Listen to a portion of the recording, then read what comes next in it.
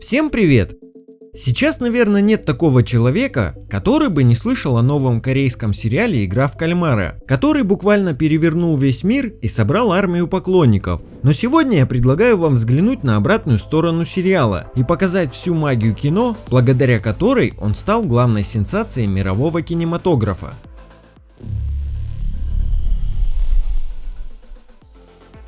Перетягивание каната.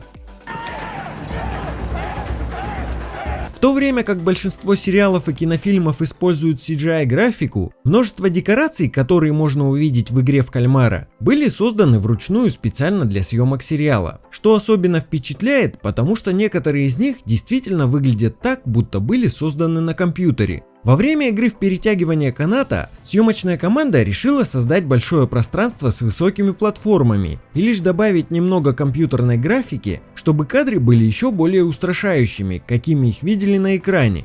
Актерам в действительности приходилось пристегнутыми к канату перетягивать команду соперников, после чего проигравшая команда повисала в воздухе на страховочных тросах, и для этого было необходимо качественно подготовить все декорации, чтобы обеспечить безопасность актеров, выполняющих такую сложную физическую работу. Красный свет, зеленый свет.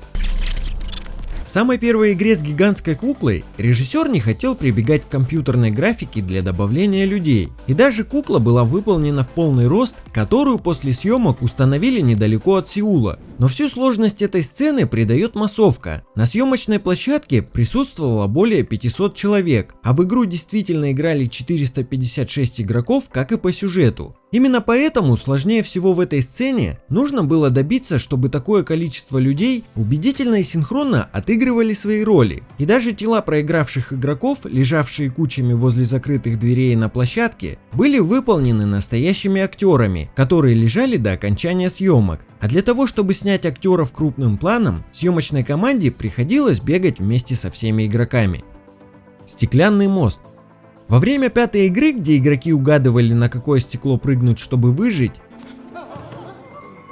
актеры действительно прыгали по закаленным стеклам, но вместо обычного стекла игроки прыгали на платформу, которая резко уходила вниз, благодаря чему удалось заснять реальные эмоции актеров, которые испытывали чувство невесомости. По сюжету сериала стеклянный мост находился очень высоко, чтобы игроки разбились насмерть, выбрав обычное стекло. Но на съемочной площадке все происходило иначе, и такую высоту добились при помощи графики. На самом же деле высота моста не превышала 1,5 метров, но этого хватило, чтобы актеры чувствовали себя неуютно и передали все свои эмоции на камеру.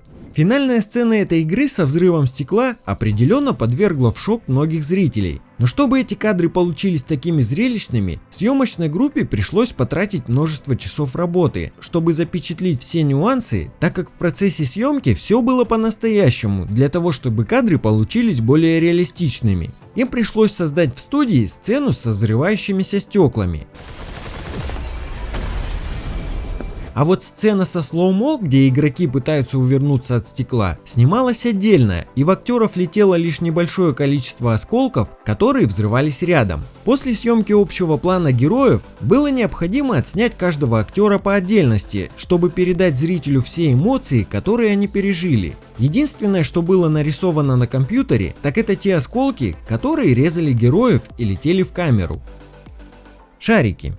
В четвертой игре, где игроки разделились на пары и играли друг против друга, мы увидели много драматических моментов и эмоций. То, как они снимали эти сцены, было довольно резким отличием от остальных напряженных игр, где актеры находились в небольшом пространстве, и режиссер предлагает нам поближе узнать персонажей. И благодаря хорошей обстановке с небольшими переулками в маленькой деревне, эта игра выглядит еще эффектней. На постройку этой сцены съемочная команда потратила больше всего времени, чем на остальные игры, уделяя внимание каждой детали, вплоть до фона, чтобы как можно сильнее задеть чувства зрителя. Сахарные соты.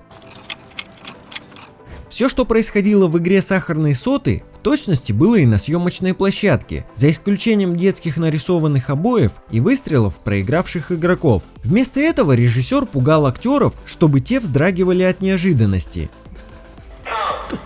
Эта комната действительно была заполнена гигантскими предметами с детской площадки и запахом жженого сахара. Создатели сериала специально пригласили профессионала, который изготавливает такие соты уже много лет, чтобы он помог приготовить их для всех игроков. Как говорят сами актеры, съемки этой игры оказались самыми запоминающимися и действительно напомнили им воспоминания из детства. Игра в кальмара. Заключительная игра в кальмара, в честь которой был назван сериал, действительно существует в Корее, и режиссер выбрал именно ее, потому что в детстве она казалась ему самой опасной среди всех остальных. Именно в ней, в заключительной части, двое одноклассников боролись за решающий приз, а киношный дождь и наложенные спецэффекты сделали эту сцену еще более драматичной, зная их сложную историю взаимоотношений, которую рассказывают на протяжении сериала. А на этом у меня все. Ставьте лайк, если понравилось видео, и подписывайтесь на канал, чтобы не пропустить все самое интересное, что происходит на нашей планете и за ее пределами.